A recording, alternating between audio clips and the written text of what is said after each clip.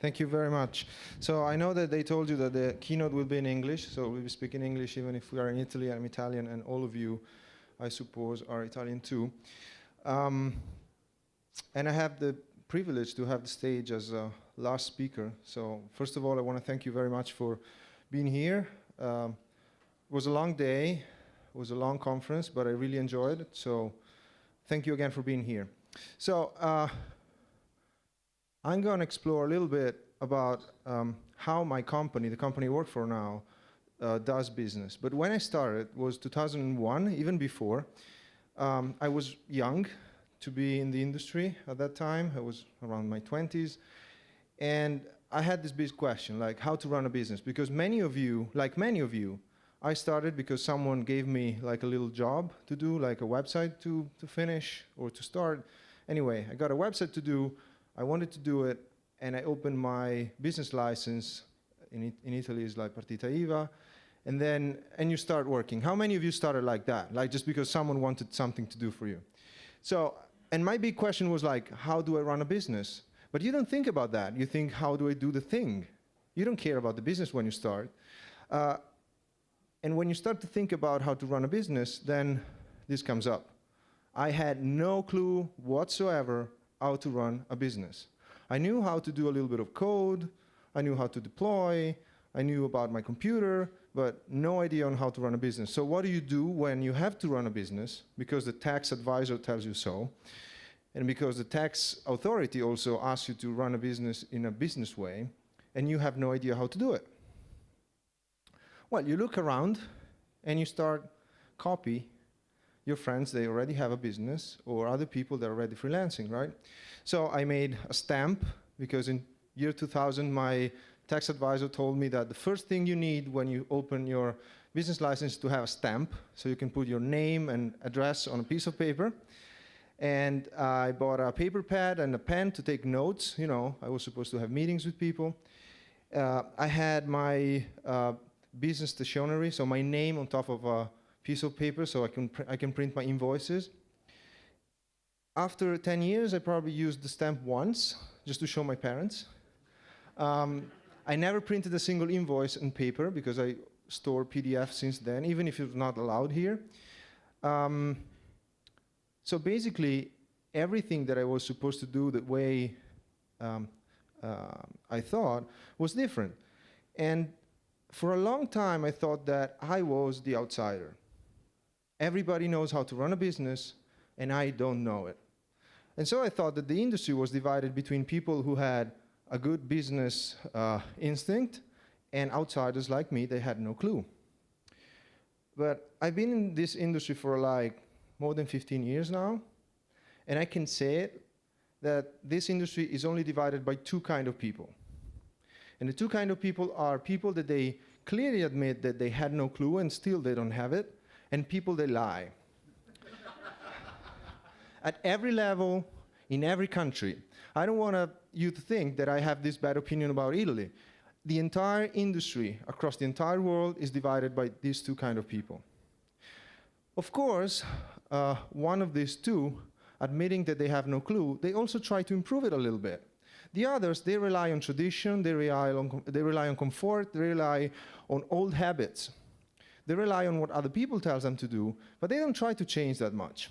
So because we like to change, and because I like to change, I went through many different things. I went through freelancing, I had my own company, I joined a large company, I was part of a startup, and since January I joined Automattic, which is the company behind WordPress.com, and I specifically work on Akismet, which is the anti-spam service. How many of you have Akismet on their blog, on their service? Good. So when I joined Automattic, I found a company that was completely different from any other company I had worked before. Even when I was freelancing, I was very free, of course. I was just by myself. But at Automattic, I felt I was even more free than before. And when I speak and I talk to people about Automattic, it's very simple to get people's attention. There are a few catch sentences that we say, and immediately everybody turns at us. The first one it's super, super simple. It's, oh, we don't have meetings, we don't do meetings. And everybody hates meetings, right? So I'm sure that all of you are stuck sometimes in a room with people you don't like, and you don't like meetings, so everybody doesn't like it. And when you say this, everybody's super, super listening to you, and wow, this company doesn't have meetings, so how do they run the business? Or we say that everybody works from home, which is true. He says, I'm at the beach. Well, I'm at the beach when I'm here, but I live in Vienna, and there's no beach in Vienna. Well, there is, but it's a river, it's not the sea. But it's true. Every single employee at Automattic works from home, or from wherever he wants. And this is something you tell people, and they go like, oh yeah, another remote or distributed company. It's something that we already know about it. It's not new. Automattic is an interesting example because it's kind of big, but it's not the thing. I realized joining Automattic that probably these two things, we don't have meetings and we are working from home, are not the core values of the company. Those are just consequences of other values that we have. And today I'm going to focus on 3 of them. I'm going to show you that these 3 things come way before being distributed technically and not having meetings or using alternative ways to organize work. So the first thing that completely struck me when I joined was this: time. The relationship that every single employee at Automattic have with time and the company itself have with time. How many of you account their clients on time? Like how many hours they ask you to work and they pay by the hour? I used to do that when I was a freelance. And how much time, how many of you have deadlines based on time? We need 2 weeks, we need 3 weeks to do this or that. We don't do that. We went over the concept of time because we realized that time is the very, very bad metric to define effort. Because first of all, people have different speed when they do things. And then if you don't run the business runs you. And if you use time as your primary metric, the time is running you. So what do we mean with this? Everybody works as much as they want, whenever they want. Because imagine that we have teams all over the world, and people are all over the world, and teams are very fragmented and distributed. So when someone is sleeping, someone else is awake. We cannot ask people to be awake at the same time. Otherwise, we have people working at night and people working at day. So everybody works with his own pace and makes his own day. I don't care if people work in the morning, work in the afternoon, wants to work at night. But most of all, we don't like to be synchronous on anything. Being synchronous is just a way to try to mimic the physical world in an extended world habilitated by technology. So we are all over the world, and we need to organize the work in a way that things can be passed through the line and other people can take over and keep on doing the work. And because of that, we basically don't like anything that is synchronous. Phone calls, hangouts, we don't do that. We tend to limit that as much as we can. Teams tend to do a single hangout per week maximum. In my team, we do 1 hangout probably per month. And for hangout, I mean Google Hangout, like where everybody is in front of the video at the same time. Do we talk to each other? All the time. We talk to each other all the time. We chat. We relied on IRC since forever. We recently retired IRC as the primary channel because we moved to Slack, because it's just better. We also have this. We have an open vacation policy. I like to say, to shock a little bit people, we don't have holidays, we don't have sick days. And people are like, I know, you work for one of those evil companies that they don't give you holidays because they're American and they don't give you holidays. No, the point is, when I don't want to work, I organize myself in a way that I don't have to work. When people want to go on vacation, they just plan their vacation, they just tell other people that they're going to be off, and they're just going to be off. Nobody's accounting how much time you stay off. Of course, in a reasonable way. Someone is going to disappear for 9 months, or for a year, or even for 2 weeks, if those 2 weeks were not planned with the coworkers. And also for sick days, we do the same. You have a headache, maybe it's better if you rest. Of course, then serious sickness is treated in a different way. But the point here is we tend to give people as much freedom as they want in terms of time. We don't have them to check in and check out at the end of the shift. There are no shifts. And we don't ask them, not even to track how much time they spent working. And this is just the first step in self-management. We require every single person in the company to be a good self-manager. So everybody knows what they have to do, and everybody tries to do the thing at his best. Leads in our company, they don't define targets in terms of assigning tasks. They just make sure that the entire company vision and mission and goals for the company are well defined, are well communicated, are well understood, and then their job is just to make sure that everything flows. So they try to remove obstacles in front of the team.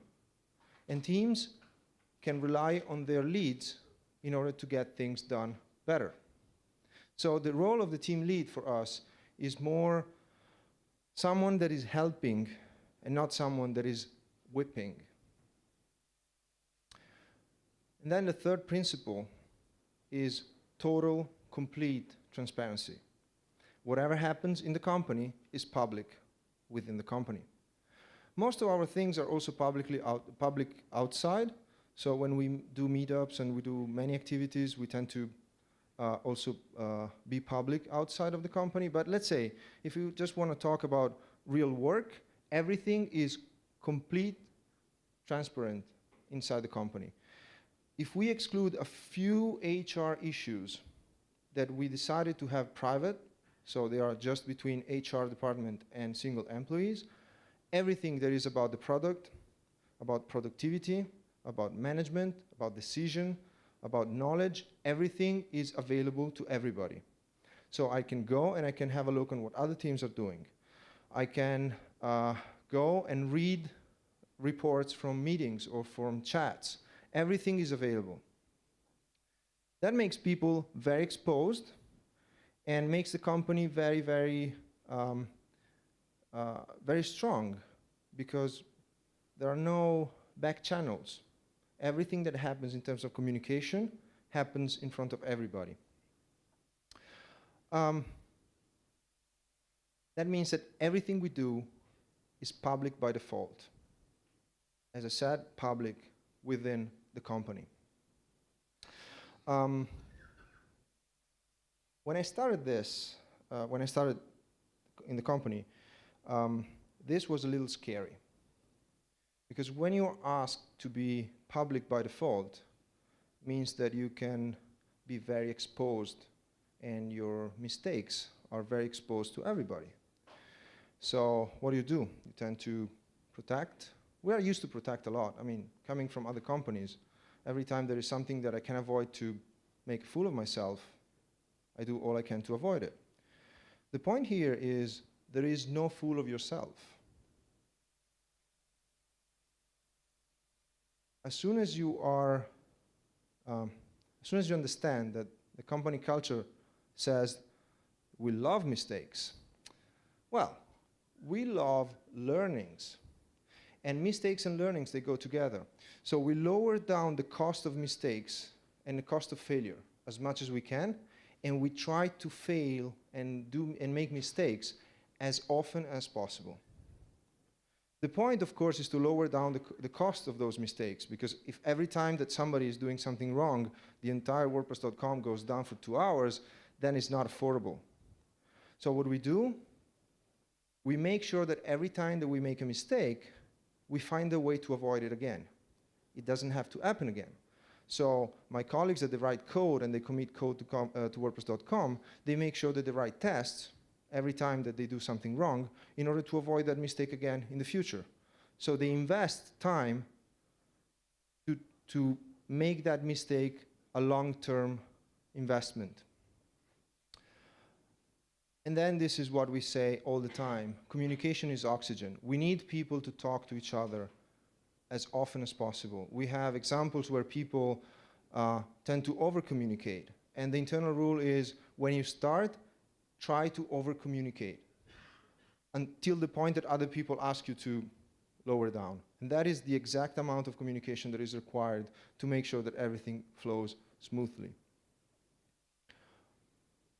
Of course, all of this, which means a different approach to time, a complete self-management, and this total transparency cannot be, is not easy to achieve, and is not easy to give away to people that are not ready for it. And this is actually where we have the bottleneck a little bit.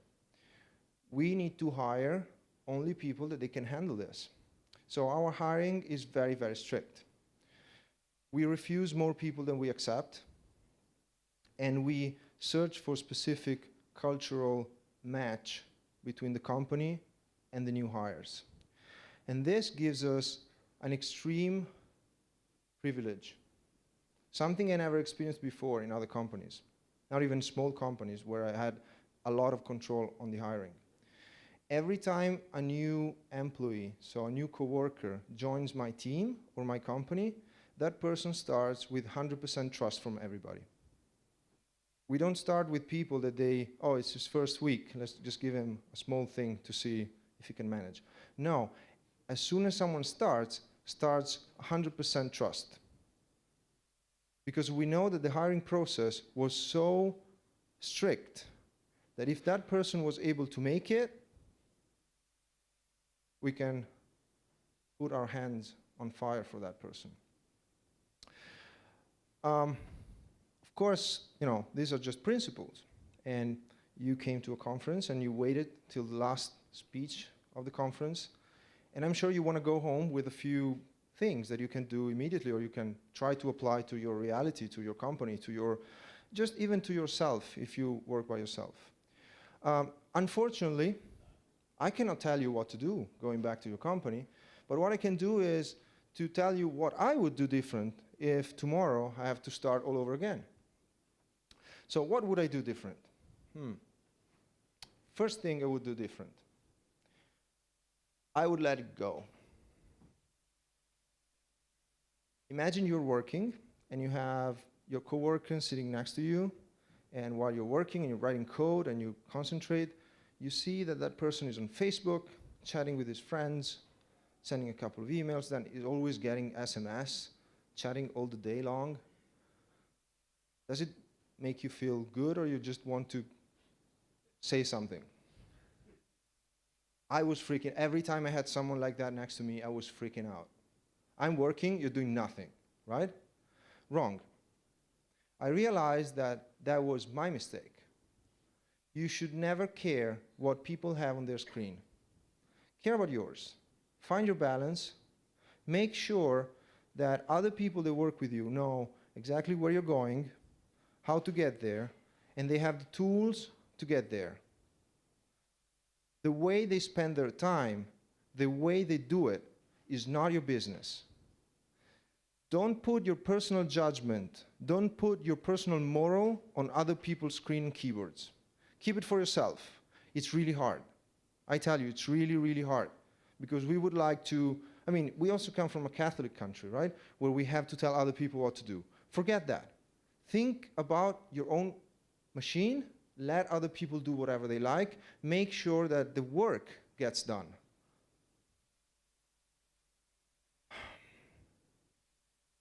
And learn to forgive yourself.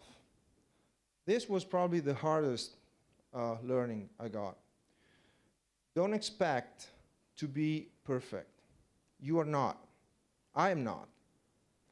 Whatever you do, you're going to do it wrong. Even if you think that it's done right, if you really look at something really carefully, you're going to find a little mistake. If you start to freak out for those little mistakes all the time, you're going to spend your entire life worrying about the quality. Quality is something that you reach over time with the right methodologies, the right tests, the right people around you. But don't overstress other people with micromanagement or just bugging them. But most of all, don't try to micromanage yourself. Forgive yourself. Let yourself make mistake. And realize that if something really bad happens because you make a mistake, you're going to fix it. There are many, many ways to fix it. First of all, we deal with machines and not with humans and scalpels. We're not doctors, so we can afford a little bit. We have a little room, right, for mistakes. But even if you work on a really, really big system that is really, really critical, just make sure that you have in place everything to fix issues and make sure you improve that system over time. And most of all, let other people help you. Don't crush yourself under your ego, thinking that everything must be done by you and everything must be fixed by you. You will realize that other people sometimes are not better than you at writing code, but much better than you at testing your stuff or helping you out if something goes wrong. And this, as a final advice, learn to say no. Every time a candidate is not meeting your standards, say no.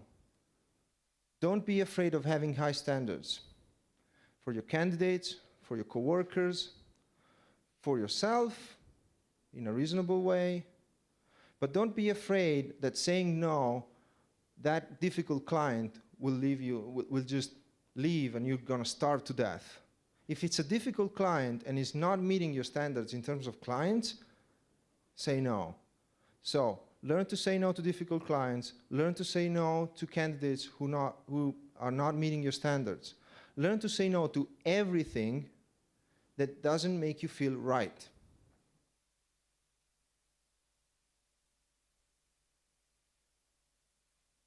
Take one thing in your company or in your activity if you work alone, or just one thing in your work environment, something that you don't like, something that you feel you have the power to change it, and commit the next 3 months to change that. And when you're done, you can go to the next thing. Don't even try to go from standard to fully distributed. Doesn't work. You can go there one step after the other and start just with one thing. Remember this, profits, and this I say as a personal, as a former freelance, profits, they come and go, but good work, good art, and good people, they're going to stay. Always think in the long run and always think as a long-term investments. Thank you very much. I hope you enjoy it.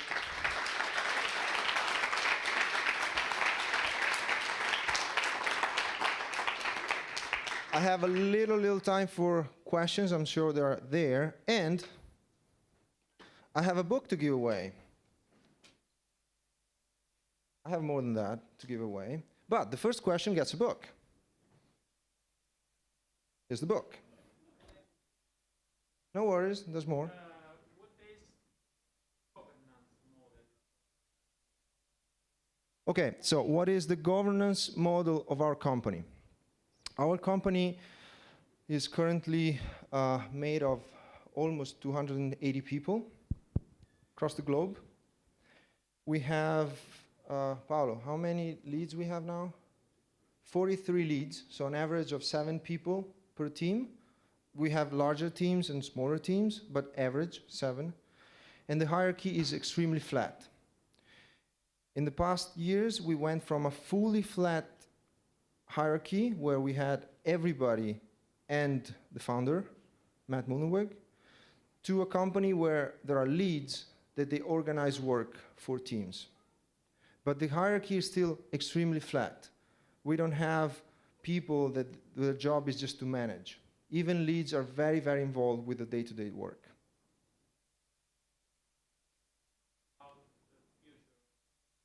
Well, the long-term future, so in terms of vision and mission, are of course demanded to the founder and now CEO. But day-to-day decisions, the way I do my job, I take the decision.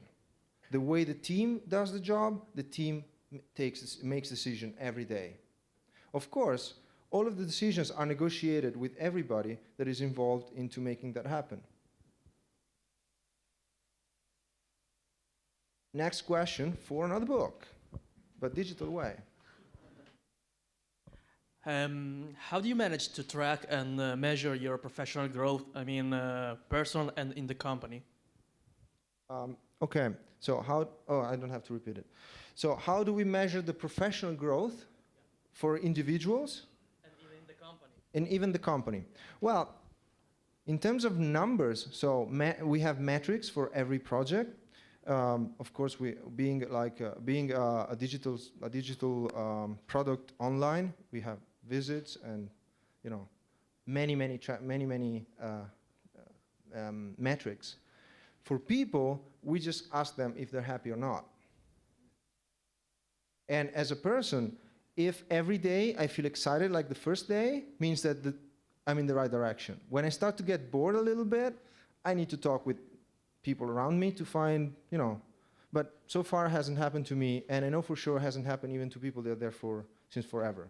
So we make sure that people are happy with what they're doing, and then we have very open policy also for internal rotation. So if someone is working on something and feels really attracted by another project, we make sure to find a way to let people contribute even to projects that are not strictly in the team they are, and probably in the short term or medium term they're gonna migrate to something else. Practice, personal or we have goals, company level. So company level we have goals for the year or for the quarter, and everybody contributes in that direction. Other questions? Okay. One, two, wait.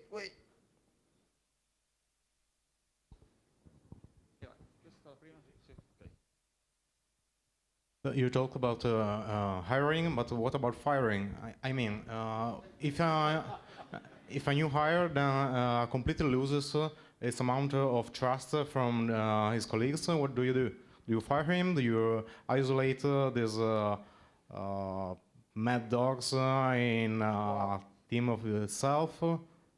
Well, in my experience, that didn't happen to anybody next to me, so I cannot say by my first experience.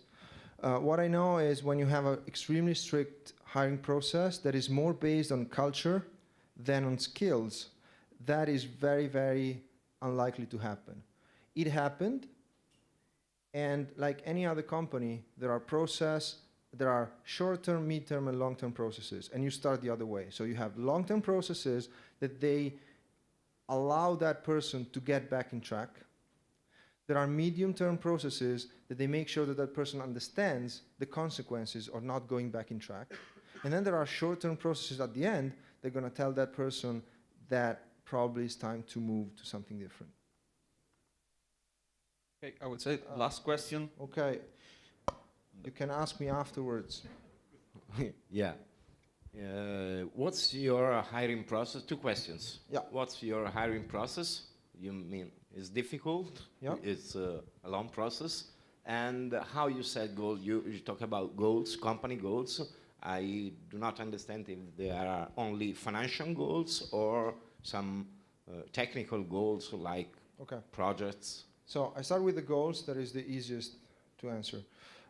Goals, of course, are defined like they are defined in a large business and small company, I like to say. Our company is not that big, 280 people almost. So the company is small, the business is big. There's a founder, now also CEO. There's a board of advisors. There are investors. So of course there are financial goals to meet. Those goals are not the only ones that we have. We have products. We have long-term investments. We have acquisitions. We have many different levels of goals. The most important goals for us are internally shown in a page where we can just go and see them, and we see the progress. Some of them are manually updated when an event happens that clears the goals or makes us to get closer. Other are related to metrics that they update automatically through our internal systems or our metric system. So the goals are different for, there are different level of goals, of course. Like any major business, but even small business, if you have like a company with 5 people, you just don't have one goal. Probably for a little time, like, you know, when you're in a startup process, your goal is to get funding. Fine, that is your goal. But you have different things that you're tracking. The same happens to us maybe on a bigger level for a few things, and still on a small level for other things.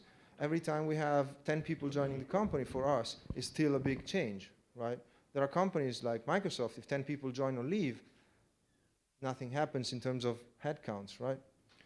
Second, the hiring process. I cannot tell about every single hiring process we have because I didn't go through all of them. I went through my hiring that worked like this. Then I can tell a little bit about the others in terms of general speaking. My hiring, I sent an email because on the side there was like position open. Still, let me say this, we have like, I think 15 open position. Doesn't mean 15 headcounts. We have much more than that. If you want to check it out, just go on automattic.com. You're going to find the page Work With Us, and you're going to find all the open position. If you think there is something interesting for you, for someone that you know, I encourage you to have a serious look at that. But I sent an email. After a few weeks, I got a reply. That reply was asking me to go on Skype and have a little chat if I was still interested in the job. So I replied and I said, yeah, sure, I'm up for that chat. Tell me when you want to chat and how long for. And that person said, oh no, I'm traveling to Costa Rica now. I'm moving. So I will drop you a few questions on Skype when I have a connection, and you just reply when you have time. So I started from day 0 in a synchronous way, asynchronous chats. And it was like, it took 3 days to clear the first chat. 3 days. That for some people is like, are you crazy? So for 3 days you were there? No, basically that is the way we do things. There are chats that they last for 3 days. And probably there are only 10 messages going back and forth. And if you think in a work environment, is madness. If you think on a day-to-day environment, it's totally normal. If I'm texting my friends, 10 messages is 3 days, right? So we do exactly the same. Then I was interested, they were interested after the first chat to go through it, and I was allowed to do a trial process. The trial period lasts from 4 weeks to 6 weeks, depending how much time you have, because some people, when they apply, they still have a job. The trial period is paid. So you're paid by the hour, is the only time where time is relevant, but you track your own hours. And it's paid for everybody's the same, is $25 per hour. And you tell how much time you can invest per week. You can say, you know, I can work only 2 hours every night because I work during the day, or at the moment I am looking for something so I can focus full time on that. During this trial, you're going to do exactly the same things that you will be supposed to do as soon as you're hired. So you're going to do the same type of job with the same people, using the same tools, interacting with the same environment. And that is the most precious time you have, because at that you realize, first of all, if you really want to work in this environment, which is not for everybody. We have a lot of people that they apply, they get to the trial, and then they decided that it's not for them. It's too crazy. And it's totally legit. Doesn't mean that it's for everybody. Or we realize that person is not the right person. For instance, someone that takes the brief for the project, disappears for 3 weeks, shows up after 3 weeks saying, done, it's not going to work. Because we don't do that. Nobody in the company can disappear for 3 weeks and come back with something done. Because in the meanwhile, the world was spinning and things were changing. So every day there needs to be a communication. Then I went through my trial. I did a project on growth because I was applying for growth engineer. And then at the end of the process, at the end of the trial, I was recommended for hire. Means that the trial went the right way. The person that was dealing with me was happy about it, and was recommending me to be hired. Doesn't mean that I had the job yet. Then you have the final chat with Matt Mullenweg. He's still doing every single hiring in person. And in the final chat, you just refine a few details, but most of all, you make sure that also the CEO is happy about you and is happy to having you in the company.